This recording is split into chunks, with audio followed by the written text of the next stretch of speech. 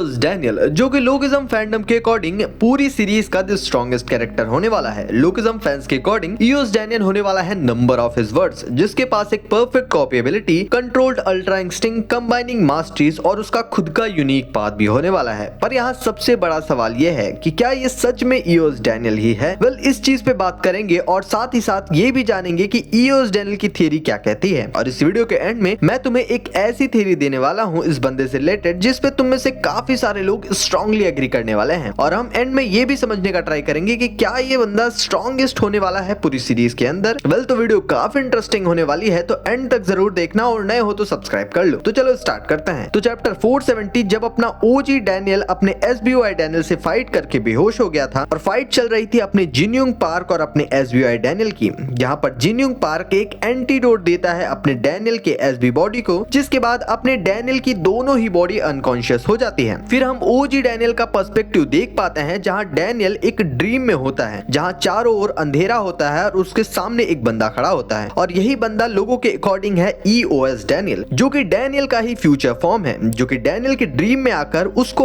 आगे आने वाले इवेंट्स या कह लो खतरे के बारे में डैनियल को गाइड कर रहा है। और इस चीज को हम कहते हैं प्रीकॉग्निशन, जब कोई बंदा फ्यूचर से आके आपको पास्ट में गाइड करता है। अब ये बंदा डैनियल से कहता है कि नहीं, मैं वर्कर्स का पार्ट नहीं हूँ, चार्ल्स चोई फर्स्ट है और तुम इस समय सिचुएशन पे कंट्रोल खो रहे हो। वो कहता है कि वो इंसान आ रहा है जिसे तुम सबको मिलके हराना पड़ेगा, और ओजी डैनियल कहता है कि this person is another body of mind. अब इस चीज का दो मीनिंग हो सकता है, या तो ये इंसान ओजी डैनियल की एसबी बॉडी है, या तो ये इंसान ओजी डैनियल की ही सेकंड बॉडी है। तो ये बंदा ईओएस डैनियल हुआ कैसे? वेल, इस चीज को मैं तुम्हें एक्सप्लेन करता हूँ ईओएस डैनियल थ्योरी से, जहां ये बंदा फ्यूचर बॉडी है अपने ओजी डैनियल की, यानी ईओएस डैनियल, जहां ईओएस का मतलब होता है एंड ऑफ सीरीज डैनियल। अब थियरी के अकॉर्डिंग ईओएस डैनियल एक अलग टाइमलाइन से है, जहां चार्ल्स चोई ने अपने ग्रेट इविल के साथ मिलकर अपना गोल अचीव कर लिया है। चार्ल्स चोई ने डैनियल को मोहरे की तरह यूज किया है अपने गोल को अचीव करने के लिए, जिसमें अपने ओजी डैनियल ने काफी सारे अपने चाहने वाले लोगों को खो दिया है, जिसकी वजह से अपना ओजी डैनियल काफी ज्यादा डिप्रेस्ड हो गया है, जो कि हम इस पैनल में देखकर अंदाजा लगा सकते हैं। पर क्या ईओएस डैनियल स्ट्रॉन्गेस्ट है अपने वर्ष में? तो शायद नहीं। वो कहता भी है दैट पर्सन इज कमिंग, जिसे तुम सबको मिलकर हराना होगा।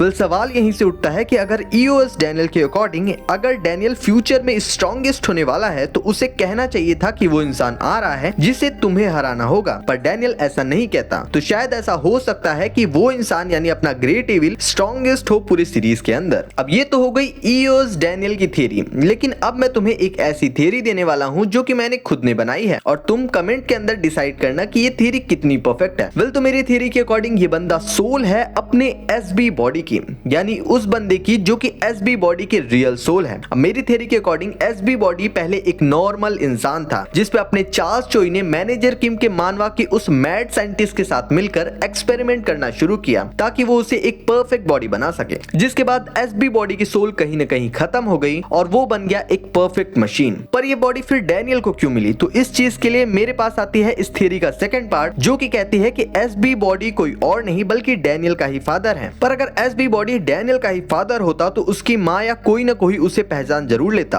तो उसका रीजन हमें मिलता है चैप्टर 359 के अंदर, जब डैनियल जेम्स से पूछता है कि अगर जेम्स ली की आइडेंटिटी मैं यूज कर रहा हूँ तो इसका मतलब जेम्स ली के पास कोई आइडेंटिटी नहीं है। तब जेम्स ली कहता है कि ऐसा नहीं है, जेम्स ली ने एक नई पहचान बना ली है, जिसमें चार्ल्स चोई ने उसकी हेल्प की है। चार्ल्स चोई ने जेम्स का नाम, face, way of talking, even तो पास्ट भी चेंज कर दिया है। और मेरी थ्योरी के अकॉर्डिंग ऐसा ही कुछ हुआ है अपने डैनियल के फादर के साथ भी, और क्योंकि डैनियल और उसके फादर के जीन्स सेम थे, इसीलिए उस पर कंट्रोल अपने डैनियल को ही मिला है। और अब डैनियल के फादर की सोल अपने डैनियल को गाइड कर रही है या कह लो हेल्प कर रही है टू बिकम स्ट्रॉन्गर, जिसकी एक झलक हमें चैप्टर 599 में भी देखने को मिली है। वेल, ये तो मेरी थ्योरी थी, तुम्हारा क्या ओपिनियन है इन सभी चीजों को लेकर? अपना भी ओपिनियन कमेंट्स में जरूर लिखना। चैनल पे पहली बार आया हो तो वीडियो को लाइक करके चैनल को भी सब्सक्राइब जरूर से कर लेना।